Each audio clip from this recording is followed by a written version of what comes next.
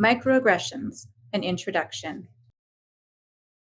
This is Kalapuyan land. We would like to acknowledge the first stewards of the land we are standing on today. We are situated within the traditional homelands of the Mary Rivers or Ampinefu band of Kalapuya. Following the Willamette Valley Treaty of 1855, Kalapuya people were forcibly removed to reservations in Western Oregon. It is important to acknowledge the ancestors of this place and to recognize that we are here because of the sacrifices they were forced to make. In remembering the Kalapuya communities, we honor their memory, their lives, and their descendants.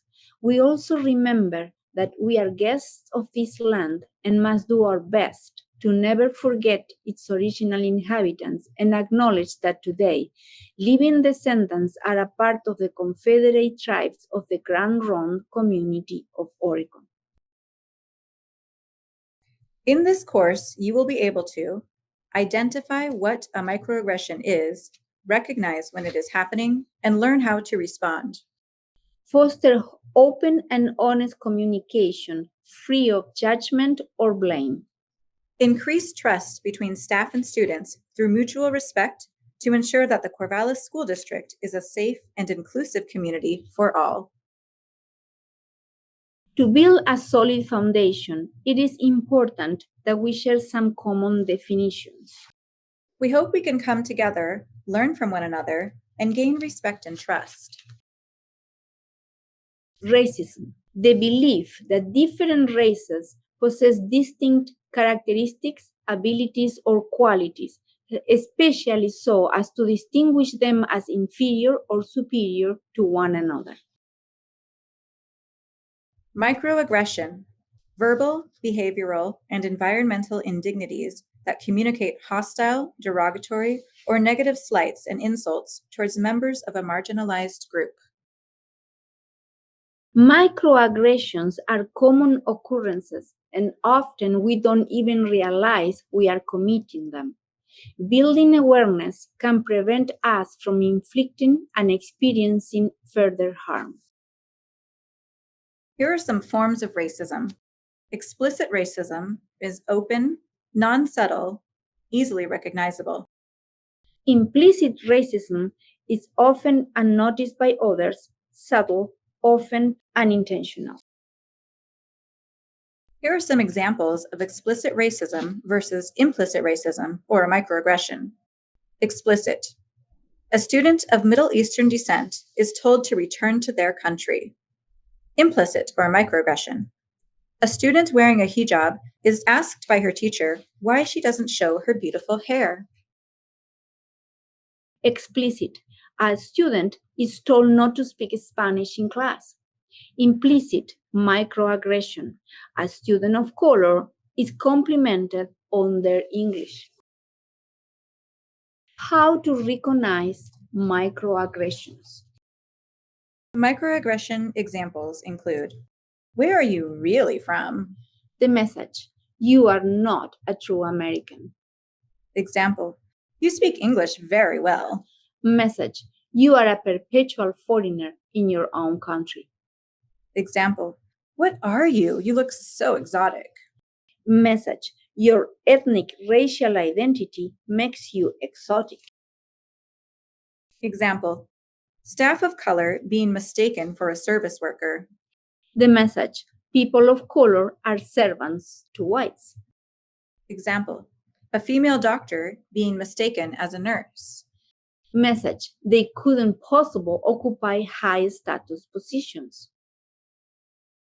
Example, there is only one race, the human race. Message, assimilate into the dominant culture. Example, I don't see color. Message, denying the individual as a racial cultural being. Example, I'm not racist. I have several Black friends.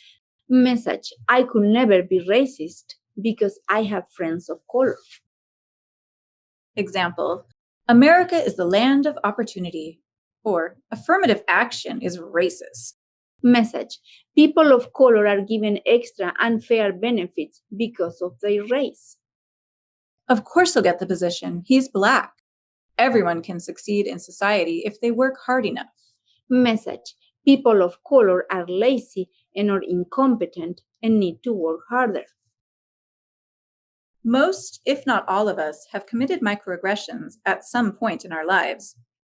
Now that you have a clear idea of what they look like, here are some things you can do to be more inclusive moving forward. Check your assumptions. Become aware of your own implicit bias. Accept responsibility and acknowledge your mistakes. Practice compassion without minimizing the experiences of others. Understand that your lived experience does not equate to the realities of others. Microaggressions can be compared to death by 1,000 cuts. How to respond to microaggressions. If you experience a microaggression, there are 3 main ways you can react. Let it go, respond immediately, respond later. If you decide to respond, we are offering you the following framework. Do not feel pressured to respond to every incident. Discern how much of an investment you want to make. Importance of the issue, relationship.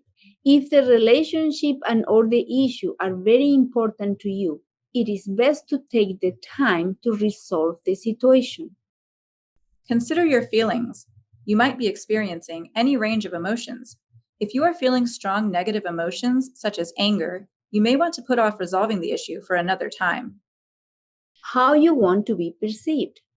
In any given circumstance, your choice to speak up or to remain silent will affect how you are seen by others. Ally. Someone who recognizes their own privilege and is committed to end all forms of oppression. If you are an ally, remember, intent does not supersede impact. Accept that you have likely been complicit in producing inequities.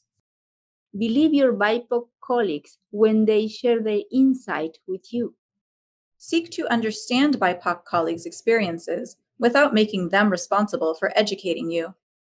Try not to get defensive or play devil's advocate. Thank you.